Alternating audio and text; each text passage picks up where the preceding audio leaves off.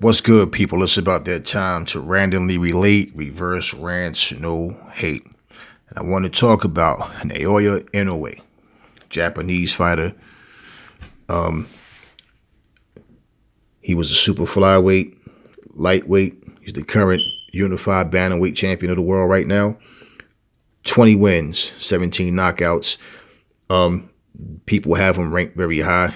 Ring Magazine had him ranked very, very high as well. I posted it up on my channel. Um, Look, man, the guy can fight. And the biggest name on his resume that we know of is Nito Donaire. And you always get mixed reactions. I've seen a lot of comments where people are saying, "Ah, man, he ain't beat nobody. Oh, only person he beat was Nito Donaire," and oh, Donaire's washed up. And look, you're gonna get that. It's sad, but that you're gonna get that. The guy's a complete fighter. He has speed. He has power. He fold guys with body shots. Quick feet, quick hands. He's aggressive. He's shown that he can take a shot. Um, he's a sharp fighter, very, very smart fighter.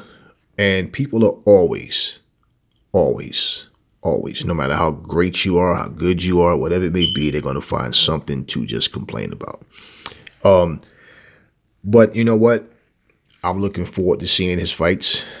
You know, um, I like what I see in the guy. He can fight. Like I said, man, he's exciting to watch.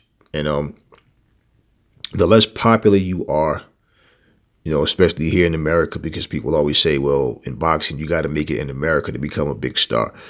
I mean, you'll always be big home. That doesn't necessarily, it applies if you want that as far as the recognition overall with people in America to acknowledge you. But you watch guys fighting in their countries. You got guys who they go home, get a sellout crowd wherever they're going. You know, when you come and you fight here, you want the recognition wherever you go.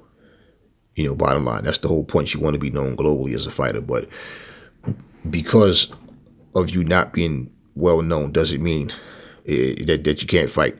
Doesn't take away from your skills. We have a lot of casual fans out here now, and then if they don't know who a fighter is, they don't really want to get into who they are. They'll say, "I don't know this guy," and they won't watch. But I'm putting this out there because I like what I see in the guy. He's a solid fighter, and there's nothing to criticize, man.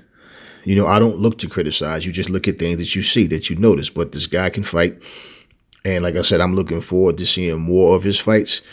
A lot of people have a problem with him being ranked over certain guys in the pound for pound rankings. But like I tell people, for me, I don't really care about a pound for pound ranking system. Even if I agreed with it or didn't agree with it, it doesn't really matter. It's all opinions. I'll give you an example of something. They had a pound for pound list. Now my list, I just put 10 fighters up there. It wasn't in any particular order. My list was it was saying 10 fighters. Current fighters, how would you rank these guys that I put in this list? That wasn't my top 10 list. You understand what I mean? But those are fighters that I like. And it turns out that Ring Magazine did the same thing. But they had an actual pound for pound list of how they see these guys. And they had Naoya ranked over, I think they had him at 2.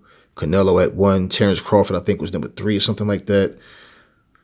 And the rest gets cloudy. But it's up on my channel. And there was a lot of people who had a problem with how high he was ranked. But if you look at what the guy's doing, it's like, come on, bro. And there was no Anthony Joshua. There was no Tyson Fury. And there's people that say, yeah, but Usyk just beat Chisora. Okay. Tyson Fury beat Chisora when Chisora was in his prime. So, and what does that mean? He beat Usyk. He has no title, and he only had 2 fights as a heavyweight. AJ took a loss, but then got his titles back. So they didn't see AJ or Fury as being worthy enough to be in their top 10. Does it matter?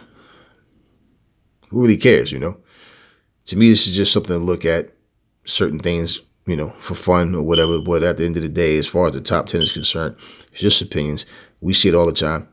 You have a guy who haven't fought in over a fucking year, and then all of a sudden he's fucking number 1 in IBF as a contender. Like, what the fuck? Since when? You ain't fought nobody. How are you number 1?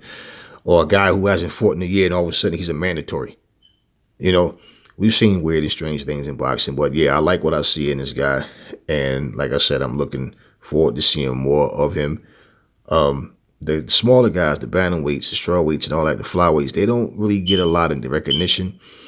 I want to talk about some of these guys, but it's like a lot of people don't know who they are. As the channel grows more, I'll start to broaden out more different fighters. But there's a lot of like these fighters. Like I was talking about this guy the other day. Nobody knew who I was talking about.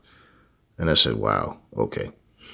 So yeah, I mean, you can't casuals are not going to catch on. Even people that's in that, really follow boxing, people to people. A lot of times they just overlook certain fighters. But this guy, I think he's the real deal. And like I said, man, he's exciting to watch. So just wanted to give a shout out.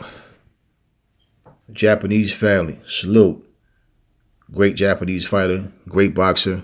And like I said, I'm looking forward to seeing him more.